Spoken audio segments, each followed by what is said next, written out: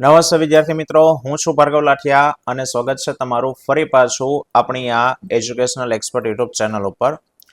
મિત્રો, આજે આપણે ધોરણ 10માં વિષય વિજ્ઞાન અને ટેકનોલોજીમાં ગાલા અસાઇનમેન્ટ પેપર સેટ 2026માં પ્રશ્નપત્ર 4નું સોલ્યુશન આપણે જોઈએ છીએ, જેના ઓલરેડી વિભાગ એ અને બી છે તે આવી ગયેલા છે. જો તમે ન જોયા હોય તો નીચે લિંક આપેલી છે, ત્યાં જઈને જોઈ શકો છો. અને જે મિત્રો ચેનલ પર નવા છે, પ્લીઝ ચેનલને સબસ્ક્રાઇબ કરો, જેથી કરીને ધોરણ 10ના વિજ્ઞાન અને બને તો અન્ય વિષયના પણ વિડીયો તમારા સુધી અમે પહોંચાડી શકીએ. બરાબર, ચાલો તો શરૂઆત કરીએ વિભાગ સી થી. વિભાગ સી નો પહેલો પ્રશ્ન છે કે એવી વિઘટન પ્રક્રિયાના એક સમીકરણ દર્શાવો કે જ્યાં ઉર્જા જે છે એ ઉષ્મા, પ્રકાશ અથવા તો વિદ્યુતના સ્વરૂપમાં પૂરી પાડવામાં આવતી હોય. ચાલો તો ચોપડીના સ્વાધ્યાયનો જ પ્રશ્ન છે. પહેલું ઉષ્મા વાળું, તો ઉષ્માની મદદથી થતું વિઘટન એને ઉષ્મીય વિઘટન કહેવાય. બરાબર, જો કે આપણને વ્યાખ્યા પૂછી નથી, ખાલી સમીકરણો જ આપવાનું છે. તો FeSO4 ઇટ gives ઉષ્મા આપો તો Fe2O3 plus SO2 plus SO3. બીજું વિદ્યુત પ્રવાહ વાળું, તો વિદ્યુત પ્રવાહ પસાર કરીને કરવામાં આવતું વિભાજન એને વિદ્યુત વિભાજન કહેવામાં આવે. 2H2O વિદ્યુત પ્રવાહ પસાર કરો તો 2H2 પ્લસ O2 છૂટું પડે. અને પ્રકાશીય વિઘટન, સૂર્યપ્રકાશની હાજરીમાં કરવામાં આવતું વિઘટન એને પ્રકાશીય વિઘટન કહેવાય. 2AgBr it gives 2Ag plus Br2. ચાલો 39માં છે વ્યાખ્યા આપો 3. ખનિજ, કાચી ધાતુ અને ગેંગ. બરાબર, ચાલો સમજો ખનિજ કોને કહેવાય. સૌથી પહેલા તો કે સાહેબ એમ કે જમીનમાંથી આપણને ખનિજ તત્વો મળ્યા. ખનિજ તત્વો બસ, તો માની લો કે આપણી જમીન અને આ જમીનની નીચેનો ભાગ. હવે આ નીચેના ભાગમાંથી માની લો કે કોઈ ખડક મળી આવ્યો. બરાબર, એ ખડકની અંદર ઘણા બધા તત્વો છે, જેમ કે સોનું છે અલ્પ માત્રામાં, પ્લેટિનમ છે, એ ધાતુ છે, એ મુક્ત અવસ્થામાં મળે, કારણ કે ખૂબ ઓછી સક્રિય, નિષ્ક્રિય ગણી શકો. બાકીનું કંઈક તત્વ મળશે તો એના સંયોજન સ્વરૂપમાં મળશે. ધારી લો કે સોડિયમ મળ્યું તો સોડિયમ એના ઓક્સાઇડના સ્વરૂપમાં મળશે. ઝિંક મળ્યું, ધારી લો કે કાર્બોનેટના સલ્ફાઇડ સ્વરૂપમાં મળ્યું. તો જમીનમાંથી કેટલાક તત્વો કે કેટલાક આ સંયોજનો કહેવાય, એ કુદરતી રીતે મળી આવ્યા. પૃથ્વીના પોપડા કે ભૂપૃષ્ઠમાંથી કુદરતી રીતે મળી આવતા તત્વો કે સંયોજનો એ બધા ખનિજ કહેવાય. તો જમીનમાંથી આ જે મળ્યું છે એ બધું તત્વ છે. તો તત્વ ચાંદી છે, સોનું છે, આ બધું ખનિજ કહેવાય. રેડી?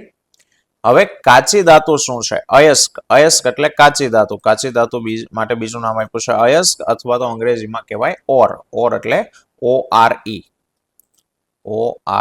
ઓર એટલે કાચી ધાતુ થાય.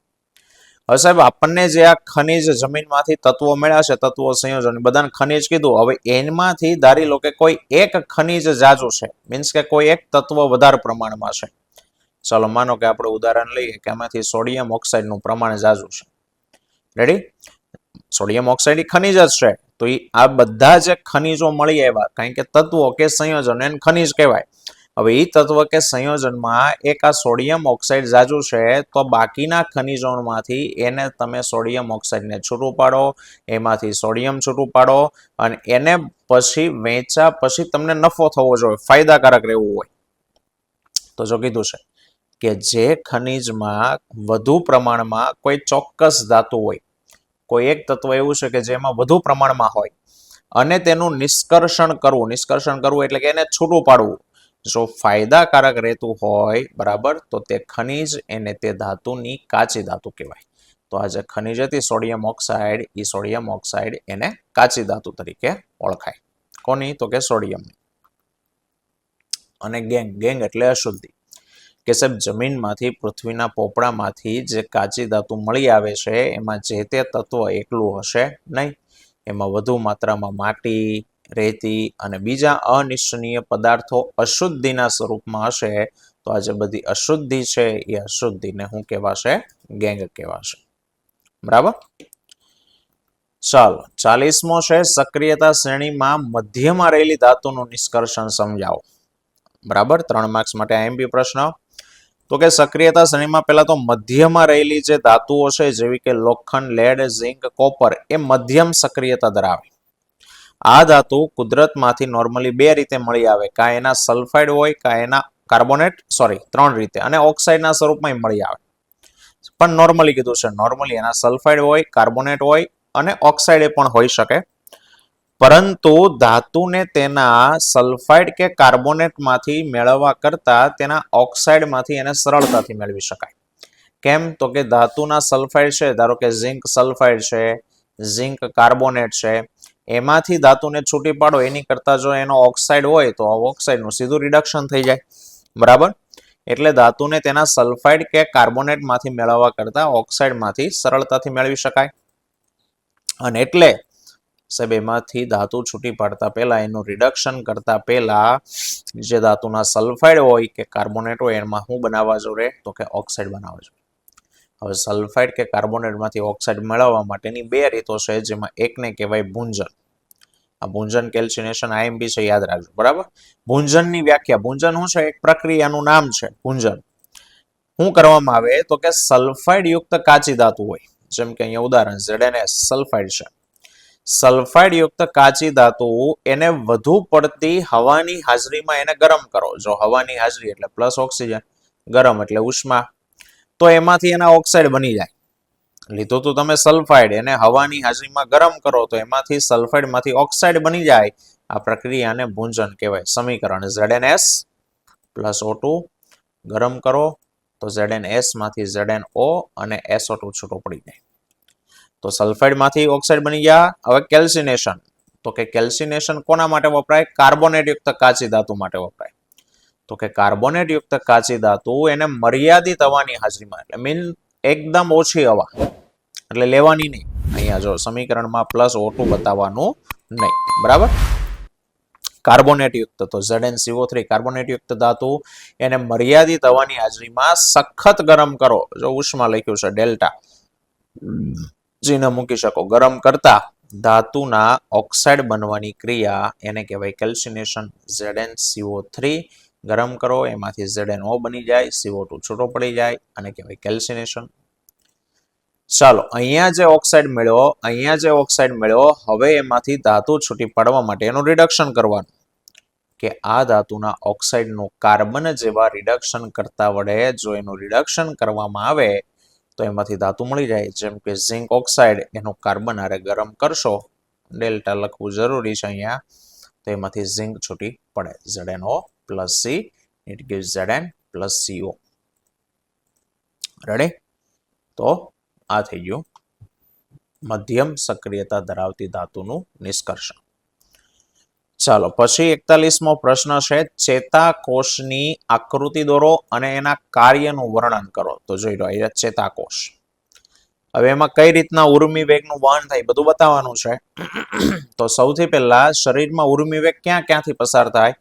તો કે આવડા શિખાતંતુમાંથી આ કોષકાયમાંથી આવડો અક્ષતંતુમાંથી આ ચેતાંત, અને પછી આવે ચેતોપાગમ. બરાબર? તો આટલી વસ્તુમાંથી આ જે આપણો ઉર્મિ વેગ છે તે પસાર થાય.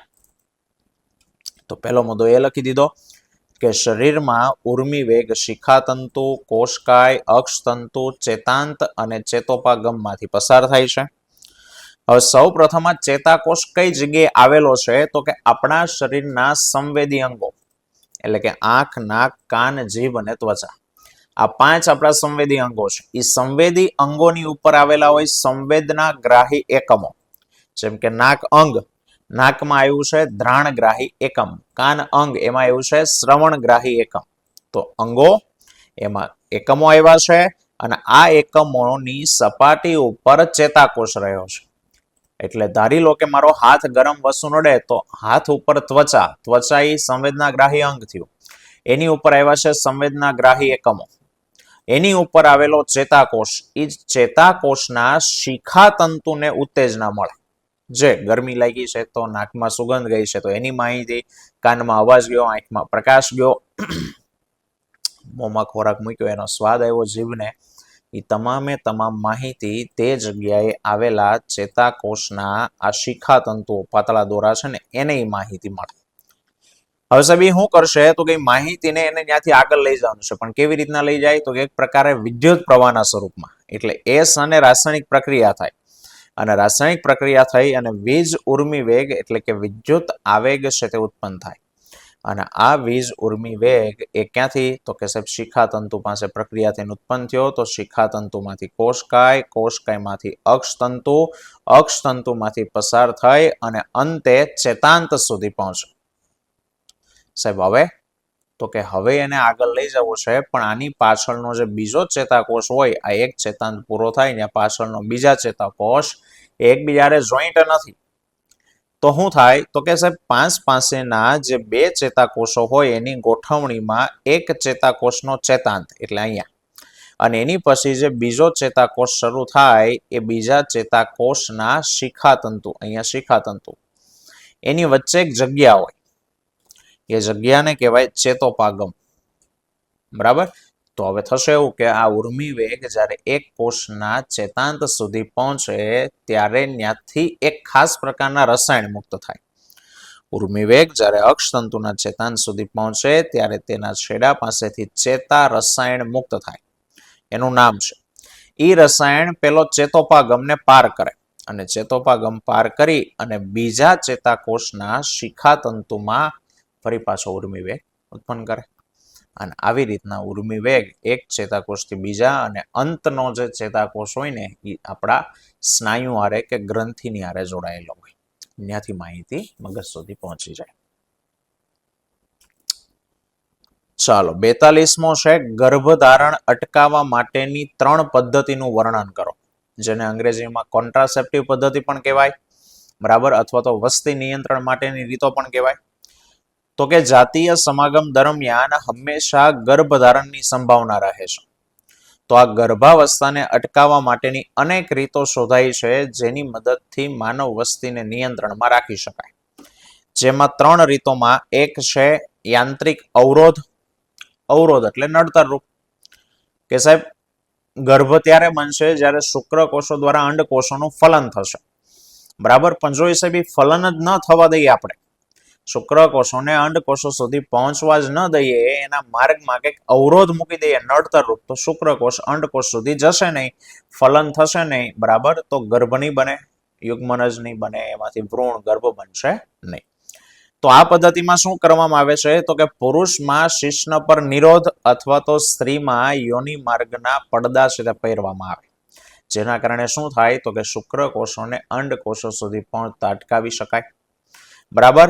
અને અન્ય ગર્ભ અવરોધન સાધન તરીકે કોપરટીનો ઉપયોગ કરવામાં આવે છે, અથવા તો આંકડી એટલે કે લૂપ એને સ્ત્રીના ગર્ભાશયમાં મૂકવામાં આવે, જેથી ગર્ભનું સ્થાપન થતું અટકાવી શકાય. બીજી રીત છે રાસાયણિક રીત. આ પદ્ધતિમાં તો કે સ્ત્રીઓ દ્વારા ગર્ભ નિરોધક ગોળીઓનો ઉપયોગ કરવામાં આવે. બરાબર છે? આ દવાની અસરથી શું થાય? તો કે સ્ત્રીના શરીરમાં ઉત્પન્ન થતા અંતઃસ્રાવનું સંતુલન ખોરવાય. હવે એમાં અંડપિંડમાંથી અંડકોષ ઉત્પન્ન થવો જોઈએ, પણ આ ગોળી રાસાયણિક પ્રક્રિયામાં જે ગોળીઓ લેવાની છે, ગોળી જો સ્ત્રી દ્વારા લઈ લેવામાં આવે તો એ અંડપિંડમાંથી અંડકોષ મુક્ત કરવા વાળો જે અંતઃસ્રાવ છે, એ ગોળી એ અંતઃસ્રાવને જ મુક્ત નહીં થવા દે. બરાબર? એટલે અંતઃસ્રાવનું સંતુલન છે એને ખોરવે છે, જેથી અંડકોષ મુક્ત થતા નથી અને એનું ફલન થતું નથી. પણ આ ગોળી અંતઃસ્રાવના સંતુલનમાં ફેરફાર કરતી હોવાને કારણે એની વિપરીત અસર શરીર ઉપર થાય. ભવિષ્યમાં જ્યારે ગર્ભધારણ કરવાની ઈચ્છા હોય તો ત્યારે સમસ્યા આવે.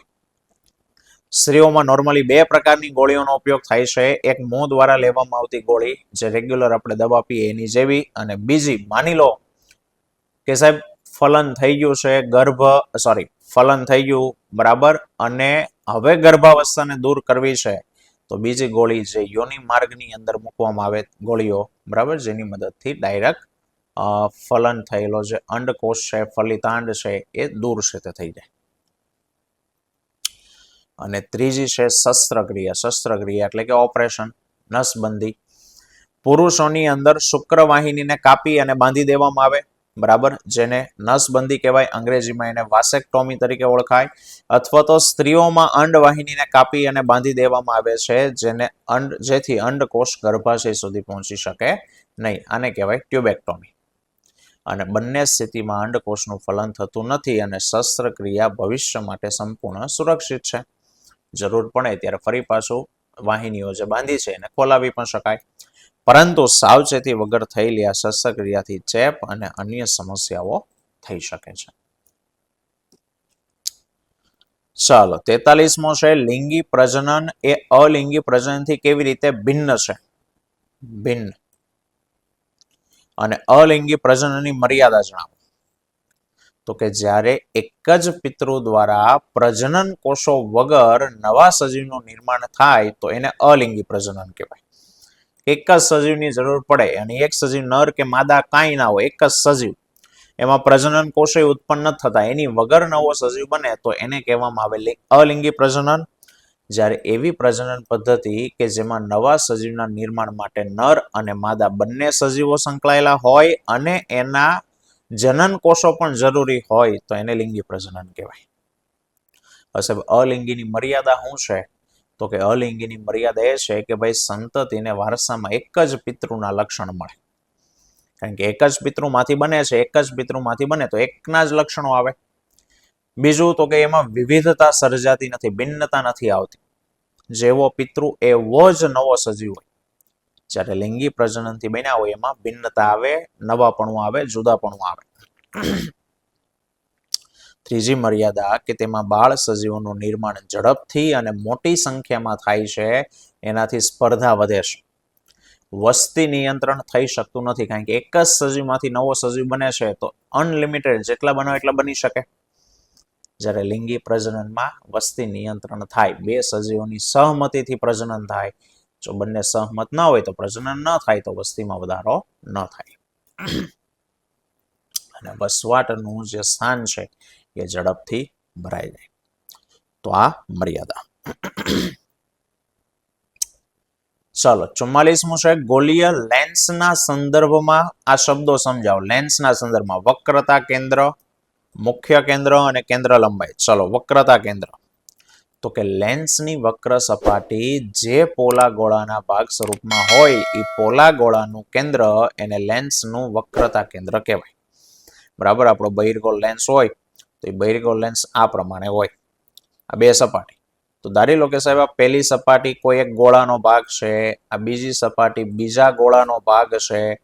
તો બંને ગોળાઓને પોતપોતાના કેન્દ્રો હોય, બરાબર ને? પણ હવે એ ગોળાને કાપીને માની લો કે આપણે લેન્સ બનાવ્યો છે, ન જ બને એવી રીતના, પણ જસ્ટ ઇમેજિન, તો એ જે ગોળાનું કેન્દ્ર છે એને હવે લેન્સનું વક્રતા કેન્દ્ર કહેવાય. લેન્સને બે વક્રતા કેન્દ્રો હોય, C1 અને C2 વડે એને દર્શાવાય. C1, C2.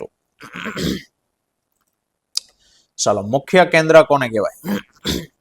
તો માની લો કે બહિર્ગોળ લેન્સ છે, આની ઉપર તમે મુખ્ય અક્ષ આવડિયા એને સમાંતર કિરણો તમે આપાત કરો તો સમાંતર કિરણો વક્રીભવન પામી અને કોઈ એક જગ્યાએ ભેગા થાય. તો જે જગ્યાએ ભેગા થયા એ બહિર્ગોળ લેન્સનું મુખ્ય કેન્દ્ર થાય. અને માની લો કે તમે અંતર્ગોળ લેન્સ ઉપર મુખ્ય અક્ષને સમાંતર કિરણો મોકલો છો, તો અંતર્ગોળ લેન્સ એનું વક્રીભવન કરાવી એને આવી રીતના દૂર મોકલે. આ પ્રમાણે દૂર જશે કિરણો. તો એ આગળ નહીં, પણ એને તમે પાછળ લાવો તો તમને એમ લાગે સાહેબ કોઈ એક જગ્યાએથી વિકેન્દ્રિત થતા હોય એવો ભાસ થાય.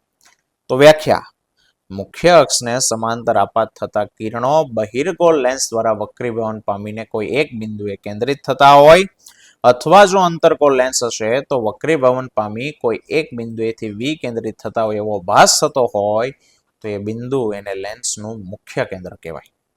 લેન્સને બે મુખ્ય કેન્દ્રો હોય એને F1 અને F2 વડે દર્શાવાય. અને કેન્દ્ર લંબાઈ કોને કહેવાય? તો કે લેન્સનું જે ઓપ્ટિકલ સેન્ટર છે એ ઓપ્ટિકલ સેન્ટરથી મુખ્ય કેન્દ્ર વચ્ચેનું જે અંતર છે એને કહેવાય કેન્દ્ર લંબાઈ. લખ્યું છે લેન્સના ઓપ્ટિકલ સેન્ટર અને મુખ્ય કેન્દ્ર વચ્ચેનો અંતર એને લેન્સની કેન્દ્ર લંબાઈ કહેવાય. કેન્દ્ર લંબાઈ પણ બે હોય, સ્મોલ f1 અને સ્મોલ f2 વડે દર્શાવાય. ચાલો દાખલો છે, મહેશ બહિર્ગોળ અરીસા દ્વારા રચાતા પ્રતિબિંબનો અભ્યાસ કરવા માટે અરીસાની સામે 30 સેન્ટીમીટર દૂર એક મીણબત્તી મૂકે છે. ચાલો વસ્તુનું સ્થાન આપ્યું છે તો વસ્તુ અંતર u હંમેશા માઇનસ જ આવે, તો u બરાબર -30 સેન્ટીમીટર. જો અરીસાની કેન્દ્ર લંબાઈ 15 હોય, હવે બહિર્ગોળ અરીસો છે તો બહિર્ગોળ અરીસો એટલે ક્યાં આવે? જમણી બાજુ આવે તો +15. તો પ્રતિબિંબ અંતર એટલે કે V શોધો, પ્રતિબિંબનો પ્રકાર જણાવો અને એના માટેની આકૃતિ દોરો. મિત્રો કદાચ અહીંયા આકૃતિ નથી આપી, આકૃતિ રહી ગઈ છે, પણ કાંઈ નહીં, આપણે દોરી નાખશું. ચાલો, તો અરીસાના સૂત્ર પ્રમાણે પહેલા તો 1/v + 1/u બરાબર 1/f. આપણે v શોધવું છે તો u ને સામે મોકલી દો એટલે માઇનસ થશે. તો 1/v બરાબર 1/f માઇનસ 1/u. મૂકો કિંમત. f ની કિંમત 15 તો 1/15 માઇનસ સૂત્રના u ની કિંમત -30 તો 1/-30. માઇનસ માઇનસ પ્લસ થશે તો 1/15 પ્લસ 1/30. લસા આવી ગયો 30. 15 દુ 30 અને 15 30 31. 3/30 પણ આપણે તો v શોધવું છે તો ઉલટાઈ નાખો તો v બરાબર 30/3 માટે v બરાબર 10. ચાલો, હવે એની આકૃતિ દોરવાની કીધી છે. બહિર્ગોળ અરીસો છે તો આપણે અહીંયા દોરવાનો બહિર્ગોળ અરીસો.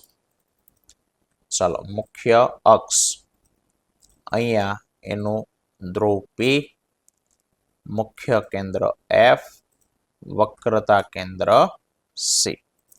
ચાલો, કલર બદલી નાખવું એટલે તમને ખ્યાલ આવે. હાલો, વસ્તુને મૂકીએ આપણે. ક્યાં મૂકવાની કીધી છે? 30 સેન્ટીમીટર. તો ગમે ત્યાં નથી મૂકવાનું, જોજો. પહેલા તો કેન્દ્ર લંબાઈ એટલે અહીંયાથી ધ્રુવથી આ માપ એ આપણને કેટલું આપ્યું છે? 15 આપ્યું છે. તો આપણે અહીંયા લખવાનું f બરાબર 15 સેન્ટીમીટર. 15 માપવાનું નથી, નકર આકૃતિ ચોપડાની બહાર જતી રહેશે. ખાલી લખી દેવાનું. હવે આ સાઈડ 15 એટલું માપવાનું, જેટલું તમે આટલું ધારી લો કે આ 2 સેન્ટીમીટર રાખ્યું છે તો આટલું 2 સેન્ટીમીટરે 15, એનાથી બીજું 2 એટલે લગભગ અહીંયાથી આટલું થઈ ગયું, એના કરતા ડબલ એટલે આટલું. આને આપણે કહીએ u બરાબર -30 સેન્ટીમીટર. તો અહીંયા આપણી વસ્તુને મૂકવાની એટલે. ચાલો, હવે એમાંથી આવતું પહેલું કિરણ કેવી રીતના? તો કે f માંથી v કેન્દ્રિત થતું હોય એવી રીતે એનું પરાવર્તન કરાવવાનું. રેડી? અને બીજું કિરણ ધ્રુવ P ઉપર, તો પરાવર્તનના નિયમોનું પાલન થાય એવી રીતના એનું પરાવર્તન થઈ જાય. આ રીતના. અને પાછળ લઈ જાઓ તો અહીંયા ભેગું થાય. જ્યાં ભેગું થયું ત્યાં તમારું પ્રતિબિંબ રચાય. કેટલું આવ્યું છે? 10 આવ્યું ને? તો અહીંયા લખી દેવાનું સાહેબ, અહીંથી આ માપ, આ v બરાબર 10 સેન્ટીમીટર. આવી આકૃતિ. ઓકે, ચાલો, અને 46મો વિદ્યુત પ્રવાહની તાપીય અસરના વ્યવહારિક ઉપયોગો ઉદાહરણ આપીને સમજાવો. તો વિદ્યુત પ્રવાહની તાપીય અસરનો પહેલો ઉપયોગ છે કે વિદ્યુત તાપીય ઉપકરણો એટલે કે એવા સાધનો જે વિદ્યુત ઉર્જાનું ઉષ્મામાં રૂપાંતર કરે, જેમ કે ઇસ્ત્રી છે, ટોસ્ટર, હીટર, ઓવન, વિદ્યુત બલ્બ વગેરેમાં વપરાય છે. બીજું, વિદ્યુત બલ્બનો ફિલામેન્ટ બનાવીને ફિલામેન્ટને ગરમ કરી અને પ્રકાશ મેળવવા માટે પણ એનો ઉપયોગ થાય. અને ત્રીજું છે વિદ્યુત ફ્યુઝ. વિદ્યુત ફ્યુઝ કે જેમાં ઘરના વિદ્યુત જોડાણો અને વિદ્યુત ઉપકરણોને રક્ષણ માટે વિદ્યુત ફ્યુઝ, એમાં પણ વિદ્યુત પ્રવાહની તાપીય અસરનો ઉપયોગ થાય. બરાબર, 3 માર્ક્સમાં છે. ચોપડીમાં એટલું જ આપેલું છે. ઉદાહરણો, આ એના ઉદાહરણો થયા. બરાબર, લખવા બેસે થોડુંક વધારવું હોય તો આમાં લખી શકાય. એક્સેપ્ટ બલ્બ, ફિલામેન્ટ ટંગસ્ટન ધાતુમાંથી બનાવવામાં આવે છે, જેની અવરોધકતા વધારે છે, ગલન બિંદુ ઊંચું છે. બરાબર, ફ્યુઝમાં ફ્યુઝ વાયર હોય જેનું ગલન બિંદુ નીચું છે. આ વધારાનું લખવું હોય તો લખી શકાય. ચાલો મિત્રો, તો આ હતો આજનો આપણો ટોપિક. આવતા વિડીયોમાં ફરી પાછા મળીશું. ત્યાં સુધી જય હિન્દ, જય ભારત.